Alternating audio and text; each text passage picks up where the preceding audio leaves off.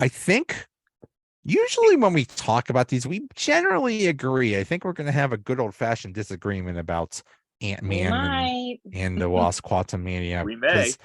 I uh kind of liked it. I didn't hate it, but I had such ridiculously low expectations for this movie. So Same. they, I didn't hate it. So it's a good thing. Pam, we'll start with you. What did you think about this? Okay, I love this movie. I don't know where the tepid reaction is coming from. I loved it. I loved it from the very beginning to the very end. Now, granted, I will tell people that you guys saw it before I did, and I had lowered my expectations because you guys were sort of on the fence about it. But I freaking loved it from the first second to the very end of the last credit scene. Interesting. Loved it. Loved it. Interesting. All right. You Andrew, what'd emphasized you that think? last credit scene. Interesting. Andrew, what did you? How did you? What did you think of this movie? I think I went in with similar expectations to you, Joe. I did not. I never expect anything from Ant-Man movies. Like, who is Ant-Man? Like, he's not a marquee superhero. He's not Captain America. He's not Spider-Man. He's not one of the big like names. So I always go into his movies expecting kind of a low bar. And this definitely superseded that low bar. I thought they did a really great job maintaining the lighthearted comedy stuff that has been working for Ant-Man. And I'll talk about like my favorite scene that happens towards the end of the movie where they call back to Civil War. But I also thought Jonathan Majors as Kang. I'm super excited that he's in this universe now, and he's an imposing character. I think he's going to be very interesting to watch. So. He is, and he's everywhere. He's in the Creed movie. I saw that. That was that was also one of the previews we saw. Did you see those biceps? The dude is ripped. He is ready for that Creed movie. He is ready to box. The It Man. Yeah, he's like the It Man right now. Before we talk about the movie, let's talk about one of the trailers for the movie. This came out a while ago, and it was set to the Elton John song "Goodbye Yellow Brick Road," and I've heard it described that this movie, Goodbye Yellow Brick Road, of course, is a reference to the Wizard of Oz. This movie was kind of like the Wizard of Oz. You had Kang is the wizard. He builds this city in this faraway land, and he rules over the land. And then some outsider comes in, and then they're trying to get home, and then they get home. Yeah, I mean, you're not wrong. I thought that was interesting. I can see that. Yeah, I can see that. Makes sense. So the first scene is kind of what happens a long time ago, where Kang arrives in the quantum realm. Janet is there, and raising she's squid horses. Sure, yeah, doing her quantum farming or whatever. Yeah. And something's about to attack Kang, and she helps him, and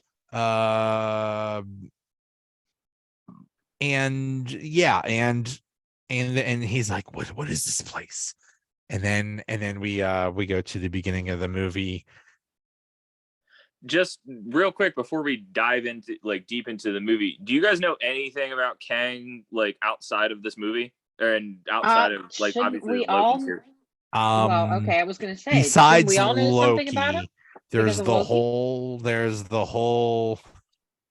one of your favorite subjects, Pam. There's the whole thing about the comics, which some of it's relevant, some of it is not relevant at all. But we know that with the one post-credit scene was a super relevant. Council of Kings, but still, yeah. So I know some of Kang, but then again, I'm not a comic book reader, but I know a little bit about. The only thing they make it. Go ahead, Pam. I was just gonna say they make it so you don't have to know all that, and it's still cool and it's still interesting. It works both ways. Like the post-credit scene, they have that that scene with all the Kangs in the Coliseum, you or me, Pam, it's That's like, cool. okay, there's a bunch. Oh, that's cool. And then Yeah. somebody like Andrew, who's like, oh, that's a callback He's going, to the thing. Yeah. That's a So thing. we both can enjoy it. So that's cool. The one thing I will throw in there that is not said in this movie, but is knowledge about Kang that could be kind of interesting and kind of relevant, is that he is a descendant of Reed Richards, Mr. Fantastic, which we're getting the Fantastic Four in upcoming movies, could play in. So that is the one thing I will say. Yes, he is a descendant of Reed Richards, and in the comics, he lived in the 31st century. In the 31st century, everything is wonderful, everything is awesome, and he was there's this Legos. utopia. He was bored, and he discovered the secrets of Doctor Doom's time machine and traveled to the past. He traveled to Egypt and became some pharaoh or something like that. Pharaoh Ramatut. That's that, actually his first comic book appearance. He doesn't appear as Kang until the second appearance. Okay, Which is weird. and yeah, they kind of retconned that, I believe. Yeah. Every time he traveled back in time, he created a branching timeline and a variant of himself. And then, of course, we know what happened in Loki with the He Who Remains and stuff like that, which is He's been He Who Remains, he's been Iron Lad, he's been the Scarlet Centurion, he's been like he's had a bunch of different names. Yeah. Which makes sense. And for some reason, he always has scars on his face. Yeah. Yeah, he makes Thanos look like a baby or something like that. I mean, this is like, in theory, this is like the ultimate big bad. But I'm pretty sure there's a comic where he goes back and like kills Thanos as a kid or something. Probably. But yeah, and we got a lot to talk about how he ends up in this movie. But anyway, we cut to, so after the scene with Janet and King, we cut to Scott Lang, who is just living his best life. By the way, Scott Lang is in what city? San Francisco. What other Marvel character was living in San Francisco? Shang-Chi. Ooh. Oh yeah. Maybe they know each other. Maybe they've been on the same bus together. That is not a dot I connected, but good for you. Yeah. Maybe Shang-Chi, went to Baskin Robbins at some point. We don't know. Don't they end up in San Francisco in a couple of different movies? Probably. Marvel Actually, movies? isn't Venom based in San Francisco? Maybe. I don't know. Ooh. And that could be an interesting crossover. And they're playing Welcome Back, Kotter. That's so funny. Pam, I know you watched Welcome Back, Kotter. Oh my god, of course I did. Mr. Kotter. Mr. Kotter. I know the name and I know the song. I never watched the show. That was before my time. Sorry. Actually, there are actually parallels.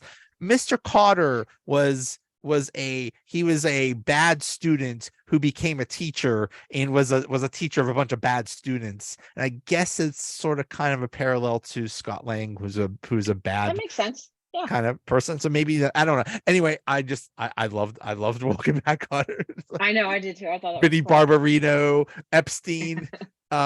Yeah, I know where this is. Andrew's like doesn't know what to talk about, but anyway, I'm loving this right now. So I mean, now, Andrew, you said you weren't a big fan of Ant-Man.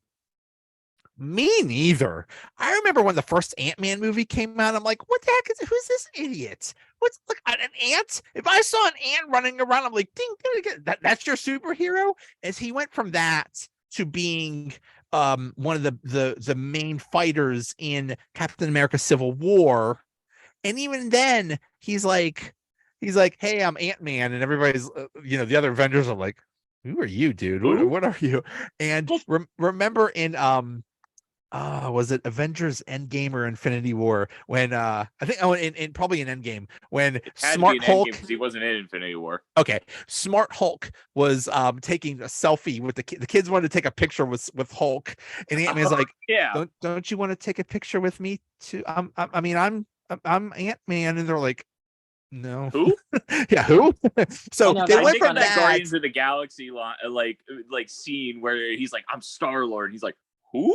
Yeah. Like that scene lives rent free in my head every time I think of Ant-Man. So he's gone Like, from this guy that gets not very little respect to now everybody's like, I mean, there's a kid with an Ant-Man backpack that he high fives and stuff. that is an iconic actual cover from a comic. Oh, really? Pay mad respect to the directors for putting that in there. I did not know that. That is one of That's cool. that is an iconic Ant-Man comic cover.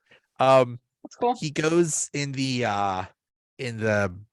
donut shop or whatever, and the old guy's like, "Thank you, Spider-Man."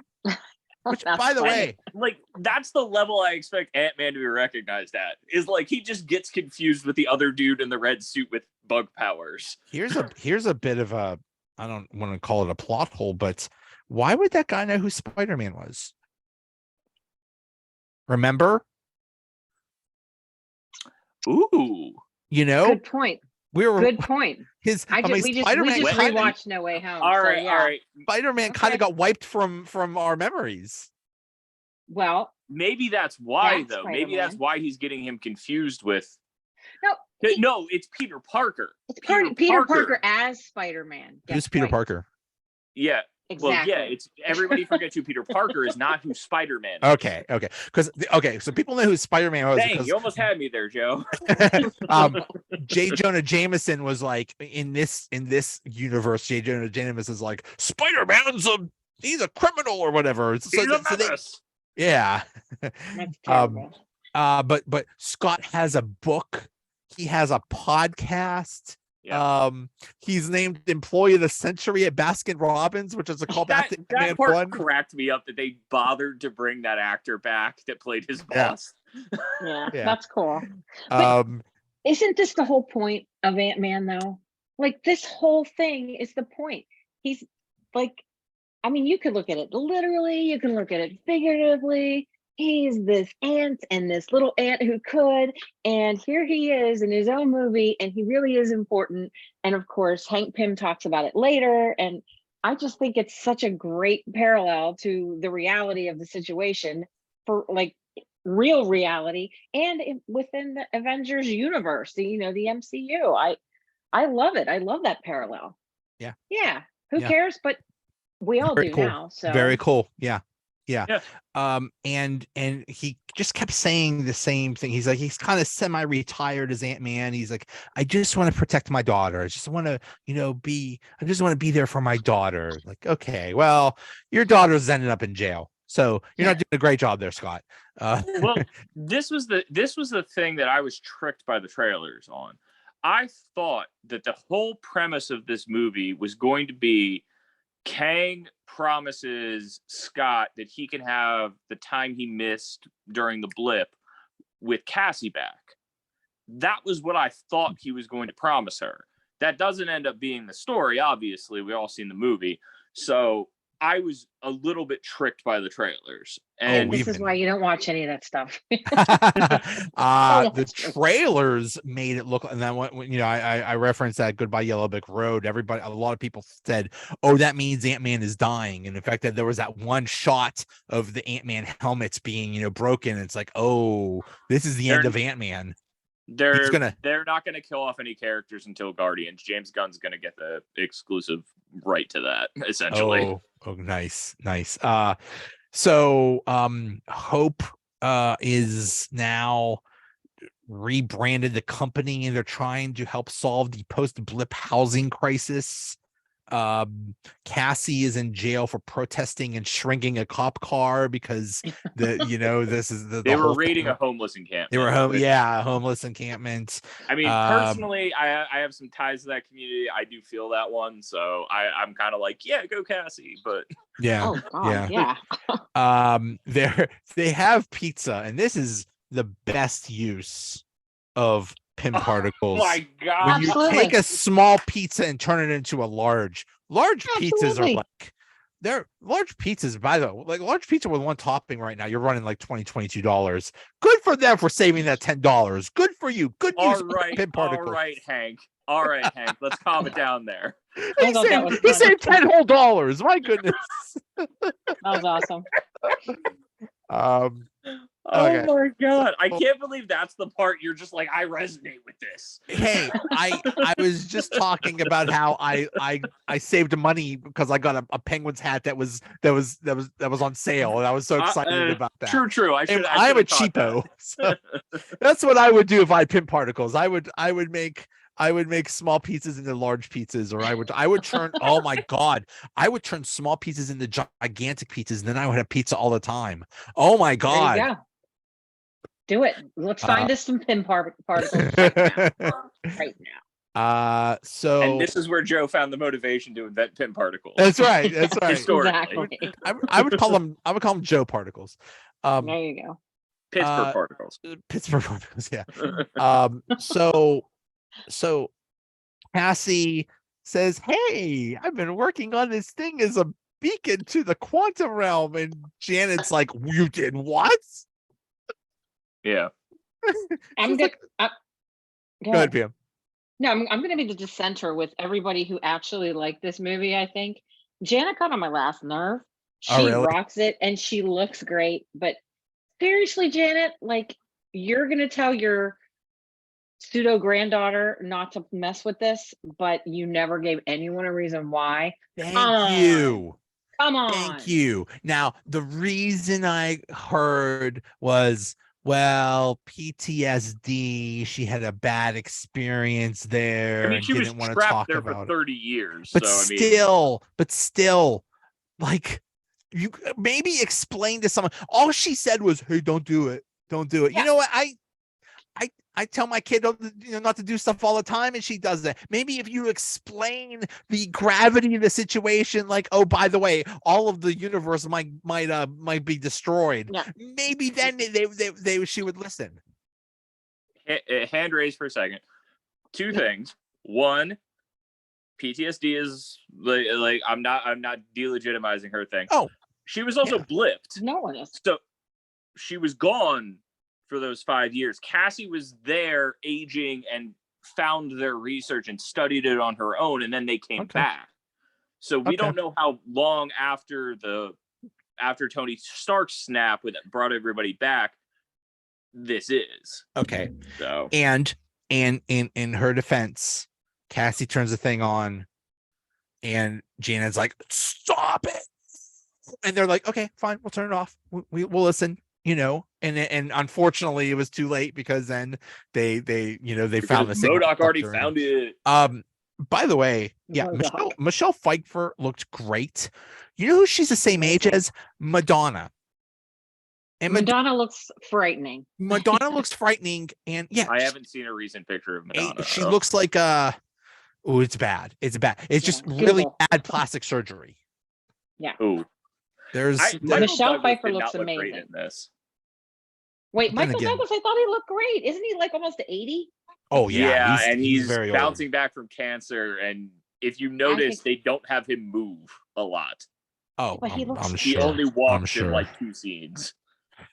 Okay, so they all get sucked into the quantum realm, and well, I did like the point that a bunch of people jump after Cassie.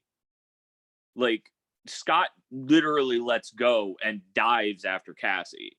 So I did appreciate that it wasn't just everybody got sucked in and they were all scattered. It was like there's a reason they're all like kind of segmented the way they are. So yeah. And the one question is, Scott in one of the movies went in there and was gone for 5 years or something like that. It's because there's different parts of the quantum realm or whatever. There's different parts of the quantum realm. Maybe that's why there's something about a time vortex or something like that. I don't know. Janet drops a line about you could never get past Subatomia or something like that. Right. Which is like there's levels to it. So when they jumped in because of this beacon, they got past that, and that's where she was trapped. But like Subatomia was where Scott was, and like I don't know that. I mean, he was just accidentally trapped because of the blip. Yeah. Yeah, and in the comics it was called the Microverse. And it is a secret universe beneath ours, and I heard possibly it's a gateway to the multiverse. You want Kinda to know the thing. funny reason I heard they called it Quantumania? Why? My. Because Ant-Man is in the name. Look at Yeah, they show that. Quantumania. Ant and Yeah. Man are both in the name. Interesting. Here's my question. From Loki, is the TVA in the quantum realm? Oh my God. The ties to Loki has to be. A lot of right? ties. A lot The of ties. TVA No, see, has to be there. and again, I will argue this. I don't necessarily think that the TV. I think that the Kang that we meet in this movie, regardless of how you feel about him, I think he was one of the ones keeping a sacred timeline like going, and now everybody's just free to like run rampant. Okay, yeah, we will go We'll there. get there. We'll get there. So it's basically Scott and Cassie together, and then it's Hank, Janet, and Hope are the other group. Scott And and Hope Cassie doesn't get to do anything in this movie except fire lasers. Right. Yeah, she didn't do much. Scott and Cassie get taken in by a village of rebels, and Cassie's there first. And you know what this reminded me of a little bit? Princess Leia in Return of the Jedi.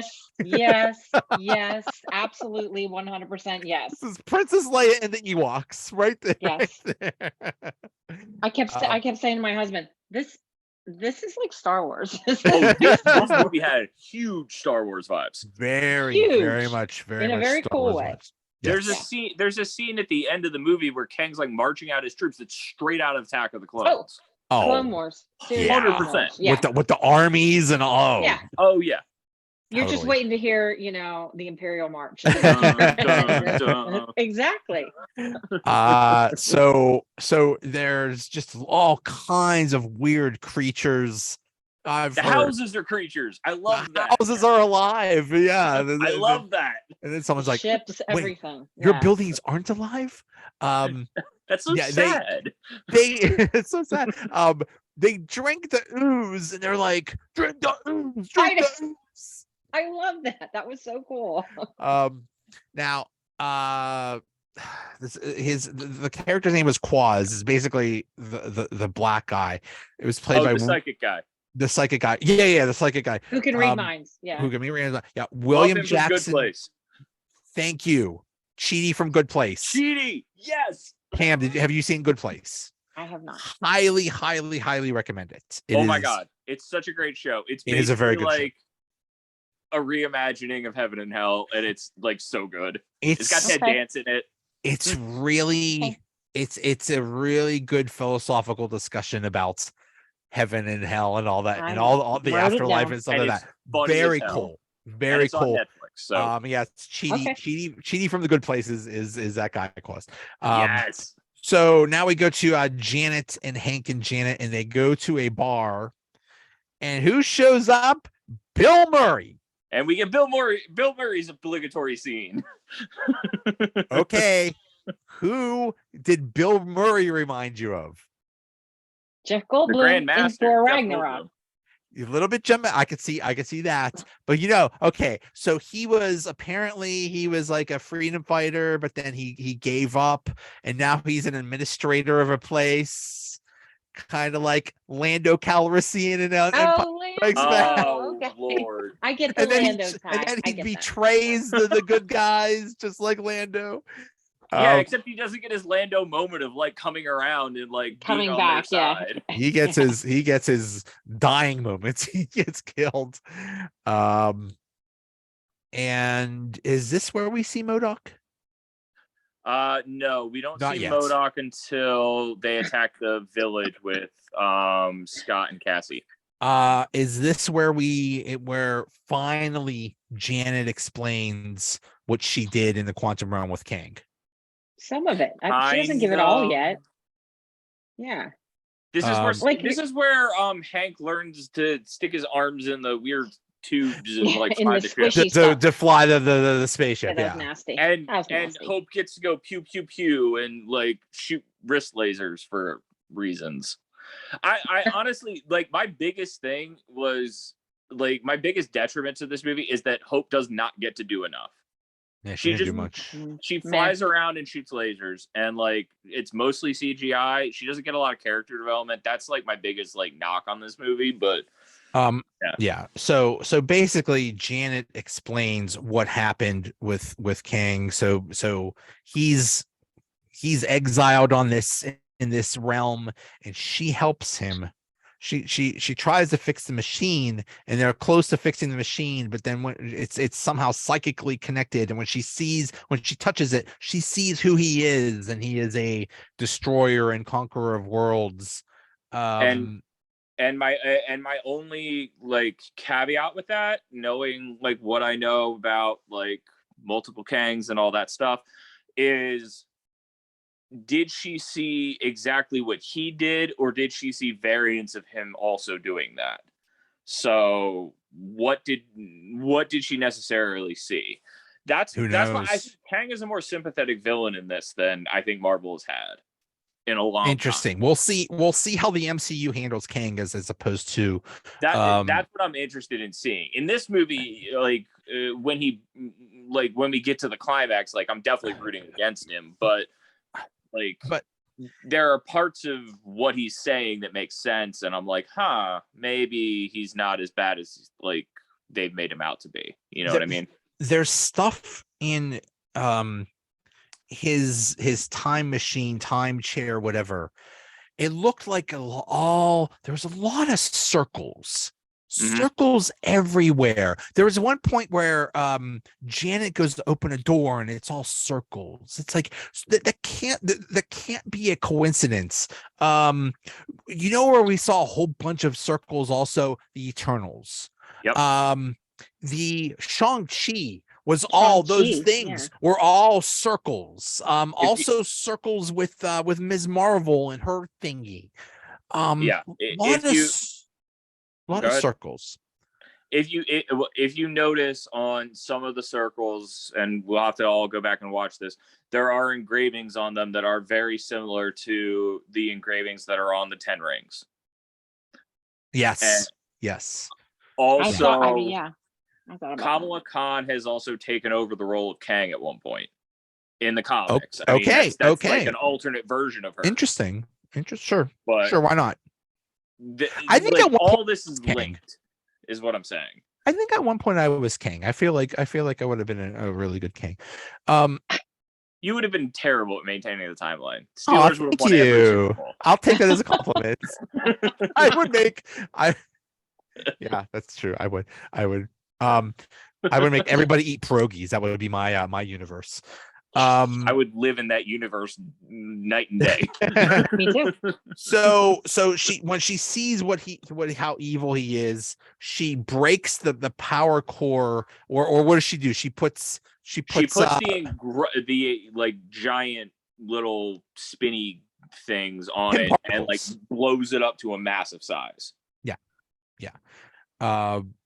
But he becomes somewhat powerful because his suit is working now. So basically everyone in the quantum realm hates her. She basically helped this guy rise to power, and she tried to stop him, but she failed. So basically everyone hates her. She really screwed up. That's why whenever she's like anywhere in the quantum realm, she's like she got her hoodie on to like cover her face. Yeah. Like nobody likes her. Nobody. Assassin's Creed style. That's right. Yeah. That was her. It was like, oh boy. Yeah. She really screwed up. She really screwed this up. So now we're introduced to Kang, and he meets Iron Man, and it's funny. Meets Iron Man? I'm sorry, Ant-Man. There you go. Big difference. I was gonna say Tony Stark is back, and I missed that movie. He meets Ant-Man, and he says Ant-Man's like, I'm an Avenger. He's like, have I killed you? Like that's a flex right there. Yeah. And he says, are you the one with the hammer? Like, Like, no, I know me and Thor have similar body types, but no, Yeah, it's we pretty get funny. confused all the With time. Paul Rudd, whatever you want to say about this, Paul Rudd plays that character like He's absolutely perfect. He's The perfect. sarcastic tone he takes with every interaction is just, oh, love it. I love Paul Rudd. Yeah. Paul Rudd, great actor, hasn't aged in 30 years. Oh my God. Look No, at him in he is Clueless. not. Looks exactly the same. Exactly. Look Better. at dude, He looks better. what was that movie? He was in. Never mind. Paul Rudd, Steeler fan, I think. He's either a Steelers fan or a Chiefs fan. I know He's a that Probably Chiefs both. fan. He's from person Kansas that the City. guy that's Yeah. married to Sofia Vergara is a Steelers fan. Joe Joe. Him. whatever is yeah, him. Him. The That guy guy. that was supposed to be Deathstroke in the DCEU that never Yeah. happened. Yeah.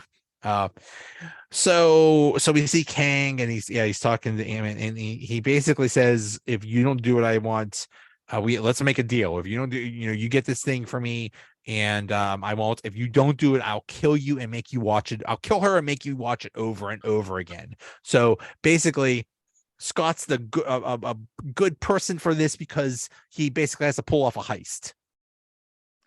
Is it a heist though?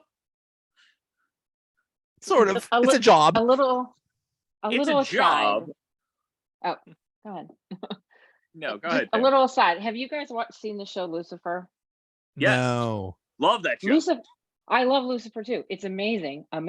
But I will make you watch it over and over again loop kind of thing is hell. That's the description of hell in Lucifer. Yeah. That's what he does, is he makes them relive their worst moment. For eternity, which I thought was a cool, I've seen it before, so it was really cool. Also in Loki. And there's that Loki tie. There was that scene where her name was kneeing him in the balls over and over again, and he kept going right through it, which reminds me of Lucifer. So yeah, I get that tie. Yeah. I'm so glad you love Lucifer. That's a great show. I've watched it all the way through at least twice. Yeah, maybe 3 times.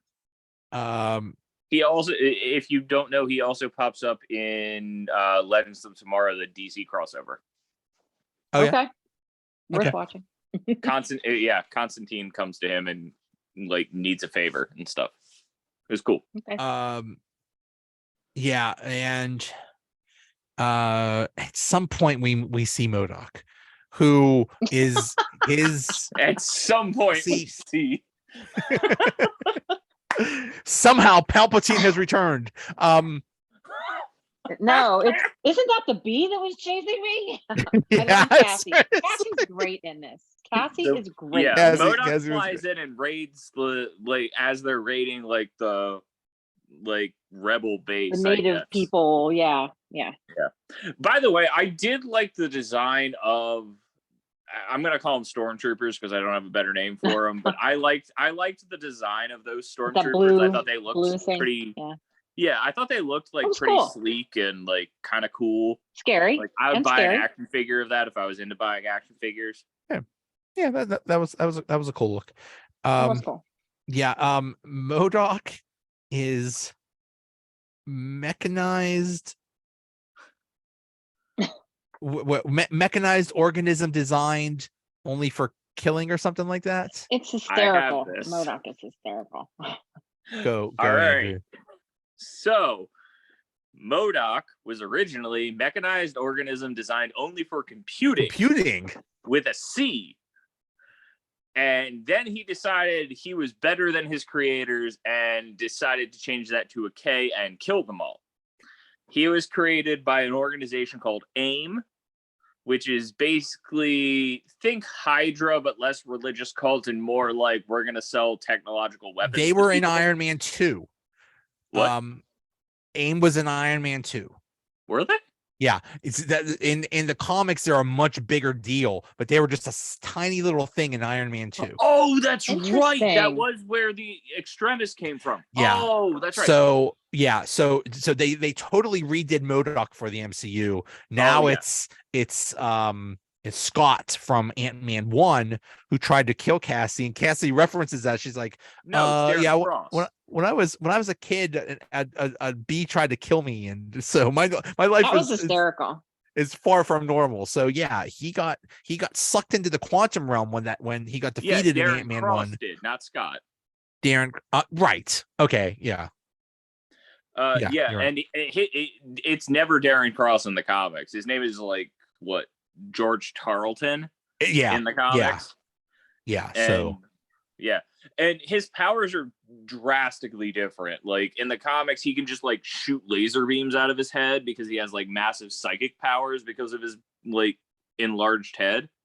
But like he doesn't have like the mechanical stuff. So MODOK is telling Scott, like, okay, here's what's going to happen. It's going to be really tough. You're going to go through this. You're going to go through that. I'm guessing MODOK has tried this, tried to fix this issue and failed. So he would know what Scott's Probably. about to, experience. So Scott goes in and he encounters a probability storm, whatever the heck that is. Basically, it's a whole bunch of him in every single probability. Every probability that could possibly happen.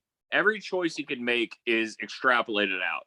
There was one where he was just a Baskin Robbins employee still. I did enjoy that. That was awesome. But you know what? This is so cool though, because it's the funny, cool, lighthearted Ant-Man way of saying everything Doctor Strange told you in Endgame is right. Everything that you saw at the end of Loki is right. Like, it's a lighthearted way to physically show what's going on, which I loved. I loved that about it. And he was about to get buried by all these Ant-Mans, and then basically it was either a Game of Thrones callback. I'm telling you, it was a Game of Thrones. Yeah, there very much was. Game of Thrones? Yeah, he was buried. Yeah. Battle of the Bastards. It's a big Jon Snow, right? Right. Jon Snow's buried, and people I haven't pull him watched up. Game of Thrones. I'll take your word for it. Yeah, I haven't watched it either, but I heard that reference. You know that it was scene, a very though. Yeah. Game of but Hope rescues him, but also they hear Cassie's voice, and one thing that all those Ant-Mans, all those Scott Langs know is we love Cassie. So it's like, okay, now we have a purpose. Let's all do this. So let's all build a mountain and so they do the thing. They get the battery. Kang gets the battery, and then you forgot the part where Hope dives in. Right, yeah. Hope rescued him the day, because Ant-Man gets to the top of the mountain, throws a little disc, and it doesn't work. And then Hope dives in, and they magically shoot more discs at it, and it works. That was my eye roll part. I was like, all right, whatever, and I just kind of let it roll. But that doesn't the make MacGuffin, a lot of sense. So they say they succeed. Kang gets the battery and then reneges on the deal. Just like, why? Dude, why? Yeah, because he's a lying criminal. I mean, thank you. All right. He's a bad guy. He's an arrogant, lying jerk that has never had to honor anything. So of course he's going to be dishonorable. I understand all of this. What is the value of keeping Cassie at this point? Arrogance. There's no value. There's no value. That's the thing that drives me crazy about that move. If he was really like this, like conquering despot, like focused on like just getting back to the regular world and taking my army and conquering and all that stuff, why keep her? Because he's a jerk. Arrogance, because he thought they were so insignificant. It's like, there's no way these little schmucks can defeat me. So it doesn't matter. I'm way more important than them, and it doesn't matter whether I honor their little request. But if there's no way and it doesn't matter, then why not just give her back? Yeah. Why not just eliminate that risk? Yeah. Like, I don't know. Like, my brain just he wins if he does that. Like, just eliminate that risk. Just give her back. It's fine. Wins. He wins. Yeah, that's it. He got what he wanted. He wins. Boom. Peace. Yeah. So instead, he holds Janet captive, and then somehow Cassie gets gets a hold of the broadcast, because he's broadcasting to everyone, and Cassie takes it over, and she basically inspires this rebellion. And No, she rallies. She them, sets everybody. not Yeah, she inspired sets them. everybody free, right? yeah, she sets everybody free. At some point she confronts MODOK and says, Oh my God, so funny. I hate this Go ahead. moment so much. This was be a this was dick. another part Oh, of the you movie. can't I'm even- like, it's cute. no. I like that. It's like, I mean, I come love on. it. I love it. He's a giant You don't head have with to be tiny. a dick. Yeah. Don't be a dick. Like, she says it like 4 or 5 times. I'm just It's awesome. yeah. All right. I mean, I love that, because I mean, I don't thought it know was funny. anything about MODOK. I know he's been in other things. I don't have any he connection had to his him. own cartoon show for a while. Yeah, I know he's very popular. I know when he popped up, everybody was going crazy. I don't have any connection. So for her to just talk to him, and just the way she talked to him, like just as someone that's annoying. It's like, It's awesome. it's cute. And you know what? The only tie that the unenlightened comic person, aka me, has to MODOK is This through movie. Cassie Yeah. and this movie and the first movie. So it's perfect that she says all this stuff to him. That's the only connection that I put together. So now there's this I just big. feel like I just feel like the way she words everything is just like very like. Well, remember, she is a teenager, so She's still a kid. Touche. she's so funny. Scott turns into a giant. He attacks the city. Did I asked if the TVA is also in this quantum realm. Yeah, I did. Okay. Anyway, Scott gets giant. He attacks the city. Cassie becomes a giant too, and they have this cute little scene with Cassie and Scott. This is my favorite moment of the movie. Really, they're hugging. She's like, I really want citrus. Yeah, it's Which is a funny. You know callback. what It's that's a funny. callback to, right? It's called back to was it Civil War, or was it Ant-Man 2? Okay, it was Civil War, yeah. He falls over at the end of Civil War and his helmet opens up and he's like, does anyone have any orange slices? Oh yeah. Yeah. She's like, I love about that. I really want a lime. I always chalked the Ant-Man line up to like, oh, you could just give orange slices to like kids at the end of soccer games and stuff. Right. And like I thought that's what it was. Oh, yeah. Cassie's like, oh yeah, I could really crush some limes right now. That's awesome. Love totally that. That is my favorite scene of the entire movie, by the way. Okay, I had the timing a little the timing a little bit off. So when do the ants show up? It looked like Kang comes out and he's just like killing everybody because he's Kang. he just like Iron Man like blasts everybody like around. But then the ants show up with Hank. Now the ants have, when they fell through, the line that is dropped is that they advanced 1,000 years in one day. Technocratic society. They are a level 2 technocratic society. Level 2 means that they've formed their own sun or something. I am just speaking the lines of the movie. Yeah. Go That level, I forget. Some Russian scientists came up with these levels or something like that. We're of course in level 1. But they're in level 2 technocratic society. Yeah. They have formed their own energy source and they were using it. They're they're all like armored and like just like shooting lasers and stuff. I thought it was cool. Yeah. I thought it was cool very too. Interesting. And that's hey, it's an Ant-Man movie. Of course the ants are gonna star. That's cool. I was honestly waiting for that. I saw them like when they were like doing that like weird time dive through the like quantum realm or whatever. And I saw the ants fall and I was like, ooh, they had the ants making their own technology back in the real world. This will be interesting. Yes, this could be interesting. So very, very cool. I only hope that the rebels and the ants can get along in this post-Kang world. We don't think about the politics of the afterwar, do we? You don't want to get on the wrong side of advanced ants. No. Yeah. You want to form peace with those dudes. So Janet somehow opens a portal to. Yeah, I don't understand what she does. Okay. She opens a temporary portal back to their world, and yeah, I don't know. I'm not going to try to science it. Now, this is the part where I thought either Ant-Man was going to die or be stuck in the quantum realm forever. Oh, I thought he was going to die. Everybody, I straight thought they were going to so kill everybody, quote unquote, goes home, and then what he pushes Cassie out or something, pushes Cassie through or something like that. He stays back to fight Kang.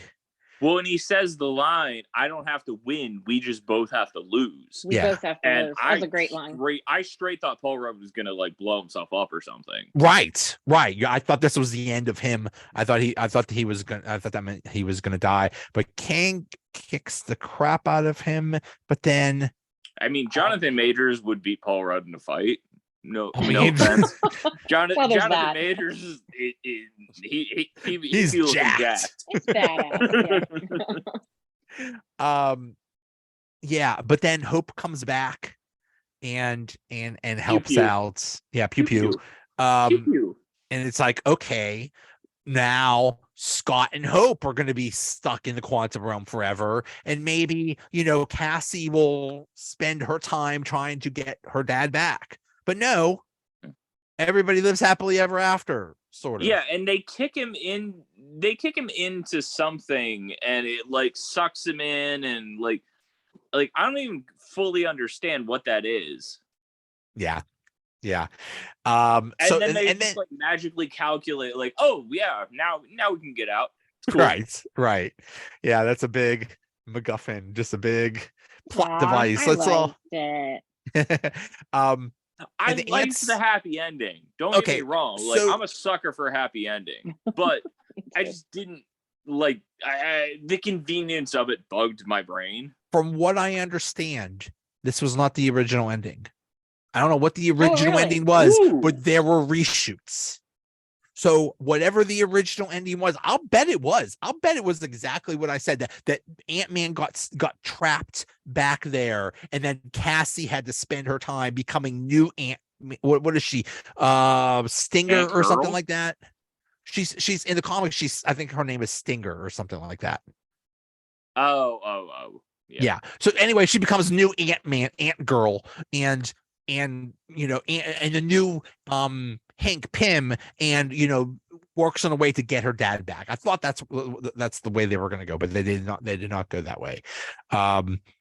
Everybody now, do the ants kill Kang or something like that? No, he gets like sucked into like the engine or something at the end. It's weird. It's not clear. I don't think. Weird death. Yeah. I don't think it's clear. That's why Scott is walking around at the end. It's like, I killed him, right? Yeah. I've heard one criticism that this is your big bad of phase 5, and it got defeated by Ant-Man. Nothing against Ant-Man, but then we get the end credit scene. Right. Exactly. The whole point is there's 58 million paths here, and there's 4 million different variants. Yeah, which I love. Okay, so Scott gets out. Everybody lives happily ever after. He's just walking around like, yeah, everything's wonderful. He's like, but is it? Yeah, is it really? I killed him, right? I killed him, right? I love that. I thought that was funny. Is everything really okay? I do honestly, like, I feel that in my heart with that anxiety of like, did I really do that? That's such an Ant-Man thing to feel. Yeah. That's all of us. We're all walking around with that sense of dread. Like, is there a meteor going to fall on me or something? Yes, exactly. Now he goes back to the donut shop, and this time the guy knows him And the first time he goes, they're like, oh no, your money's not good here. You get whatever you want. But now this time it's like, dementia. I don't know about that. I don't know. don't I think there's either. a deeper I agree meaning with you, there. Joey. Unless I he, agree with you. you're thinking he changed reality. I think he changed reality. Here's We're in a another different thing. multiverse thing. Exactly. Yeah. They have a cake. I think they celebrate Cassie's birthday or something like Yeah. that. And the Baskin Robbins guy makes the cake. He's like, I made the cake, and he eats the screws it cake. up. Yeah. What does that mean? I just took that the Baskin Robbins guy was bad at his job. His job. He just yeah. Or they're in a universe where cakes don't taste good. Or you guys are way overthinking this. Hey, are we? I think are we, no. I think I'm underthinking it. All right. I agree with you, Joey. I think there's more. I to think it. I think he changed reality. I think stuff changed. Something's different. All right. What did you think of the post-credit scenes then? Okay, so let's get to that. Well, the first post-credit scene is okay. So all of these Kangs are showing up to this like Coliseum. The Council of Kangs. The Council of Kangs, but then there's 3 Kangs that run the Council of Kangs. There's nope. They don't run it. They're just there. They're just there. So there's nobody that's running the Council of Kangs. Nope. Because no Kang can ever decide who's gonna run it. That is the problem with the entire council. Oh, throughout the comics. Which is problem with the entire universe. Which I'm guessing that for somebody who knows a lot about the comics, you know that maybe in whichever movie is the next one that brings this up, or if it's Loki season 2 or whatever, that's going to be a thing. Like, well, that's definitely going to be a thing. It's definitely going to be infighting amongst the Kangs. Okay, you're going to watch a bunch of Kangs murder each other. So there are 3 Kangs that are talking to each other. There's Ramatut, which we mentioned was the one that looked like a pharaoh. Ramatut is the original Kang. That is Kang's first appearance in the comics before he actually appeared, even before the name Kang. Another one is Scarlet Centurion, whoever that is. And another is Immortus. I think there was a Chinese-based one. Well, there's 3 of them talking, one. And one of them says, "It really makes you mad that you didn't kill him. You weren't the one that killed him. You weren't the one that killed him." What do you think that means? Now, here's one question that's been brought up. Why would you exile this bad guy? The bad Kang, the rogue Kang, why would you exile him to the quantum realm with his own time ship? You're letting him. I think what happened was you have all these Kangs, and go ahead. And you have all these Kangs, and there's the rogue Kang that we saw in this movie in the quantum realm, that it had to take a lot to defeat. All of them had to defeat him and exile him, and they barely did it. And that's why it's like, okay, they all work together just to get him into the quantum realm and get him like out of things. So I'm sure they wanted to kill him, but they couldn't because he's so powerful. That's just a guess. So I feel like more so than maybe any other Marvel movie, you see this mid-credit scene and you're like, okay, like, what does that mean? But then you see the end credit scene, and if you're fortunate enough to remember the end of Loki, this all goes together, hugely goes together, because who they're looking for, I mean, I don't want to jump the gun here, but we're talking about the if you get to the end credit scene, there's what's his name? Timely, Victor Timely, yeah. And there's another version of Kang. And why are Loki and Mobius looking at like all of a sudden? I feel like things start to click. And Loki and Mobius say to each other, "Ooh, there he is! There he is!" That's him. I am so happy you caught the name. Victor Timely. Victor Timely. Yeah, that's amazing. Yeah. So yeah, and And remember, at the end of Loki season 1, things changed and Mobius did not recognize Loki. So they had to That's what's reform. how the- did we interesting get about there? that second end credit scene is they clearly remember each other. They're Right. clearly Right, like at some working point. together. Yeah. So And they're that, and they and they clearly are like they know they know that there's these different Kangs, and they listen to what Kang had to say at the end of that show, that season. It's such a, and it totally defines everything that just happened in Ant-Man.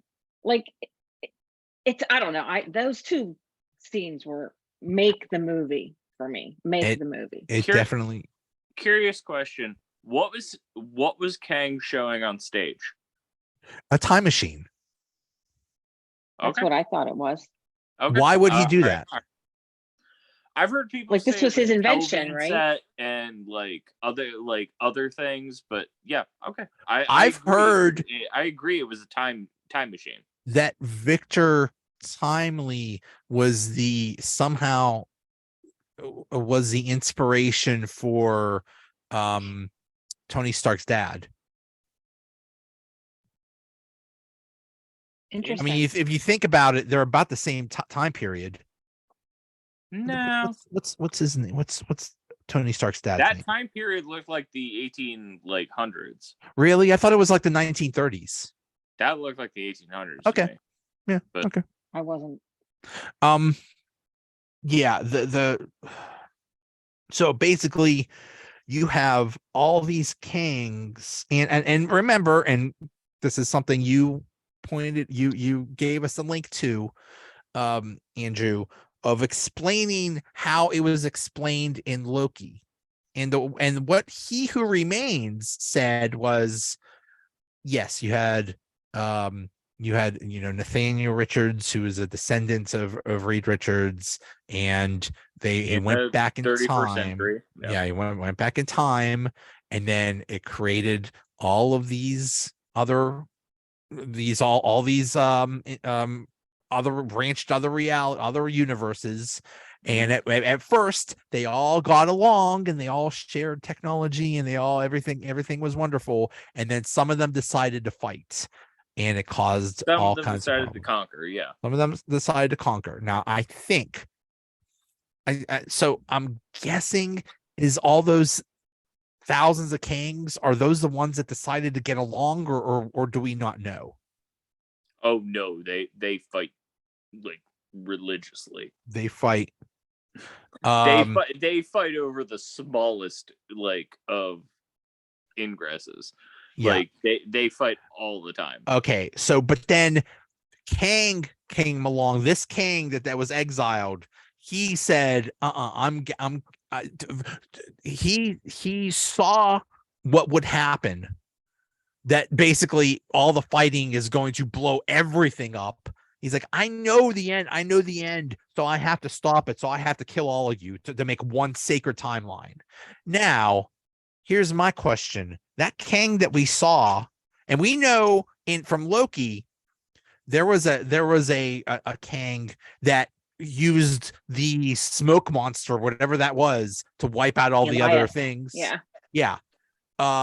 So is He Who Remains and this Kang, are they the same person? No. Aren't they all the same person in a way? Well, no, but I mean, are they both have the same goal, right? They both have the same goal. They want to wipe out all the other ones. Just one of them figured out how to do it with the smoke monster. No, none of them are the same. All Kangs are different Kangs, and they all have different goals, and that's why they have to have the council, is because they just argue all the time. So I don't have an answer. I don't have a solution for you, unfortunately. The reason why I wasn't that crazy about this movie was I didn't care what happened in the quantum realm. I didn't care about those goofy creatures. I didn't care that they won their freedom or whatever. If Broccoli Man won or lost his freedom, it did not affect me one way or the other. Thank you. And he hit on Hope at the bar. I mean, how Yeah. funny was that? That was funny. Awesome. That was Oh, funny. Sorry, I thought Broccoli that Man was and good. Jelly, the Jelly Dude were like my two favorite characters in Jelly the entire Dude. movie. Was that the I one have with the holes? holes. I have holes. Yeah, Yeah. I have holes. Yeah. Oh boy. But see, Okay. I get what you're saying, though. I do get what you're saying, that you didn't care about, like, we don't know enough about that group of people to really get excited about them. I totally get that. I mean, that's kind of how I felt about wait, what was the last movie? I don't know, whichever. But we keep introducing all these Thor different areas. Ragnarok. But no, not Thor Ragnarok. I care Hoping- about them. Love and Whatever Thunder. we talked about last. Yeah, Love and Thunder. Yeah. But Have we talked about Mobius yet? Because Morbius like needs to be talked about. What about When- him? That movie, how terrible that movie was. Oh I haven't seen no, it. we're not talking about. Okay. No, I didn't Anyway, see that. we we gotta go. Yeah. So I you know what? This is a lot less confusing than I thought it would be. So thank you. I'm glad we got to talk it out. I didn't hate it. I didn't love it. It's not my loved it. favorite movie, but I didn't hate it. To me, I put 8 out this of in 10. mid-tier Marvel. 8 out of 10. How many out of 10 do you guys give it? 8.5. 7.5. Okay. Well, there you go. Yeah. It's getting, not the greatest reviews online, No, but I know. I think what it's doing is it's this whole phase, and maybe the rest of the MCU movies are losing a segment of the population of the because we're getting into some crazy concepts here. Yeah, People I are mean, cynical, we do and they have don't a wanna lot believe of stuff. like TV to talk about. Yeah, I mean, this is movie 31. Oh wow. or Is it really? or whatever. It's like, I can understand people are gonna, because I mean there are people that are just hating on this thing and just hated everything about it. So I didn't hate it that bad. It was a fun family movie. It wasn't anything like, it's not Winter Soldier, but You know what? it's good. Almost every time one of these movies come out, I see it like the night it comes out, and my wife asks, should I see it? And this one I tell her no. It's like, this would have been, I mean, it confused the hell out of me. I don't know what the hell she would have thought, but if it was, I think like the movies, she is she's not even a casual fan at all. She likes like the Spider-Man movies and stuff like that. So she likes the street level stuff. I will take her to those, but this stuff is way above a lot of people's heads. Did you guys Fair. watch Werewolf by Night? No. Watch Werewolf by Night. I highly recommend it. It's Marvel. It's a Marvel adjacent thing. It's really not Marvel, but it's done in such an old school, like Universal, like monster movie, like type of thing. It's done in black and white for a lot of it. Okay. It's really good. We gotta go, but it's good to talk to you guys again. Awesome. So glad we All right. talked. So glad to see you guys. You too. Bye. We'll see you.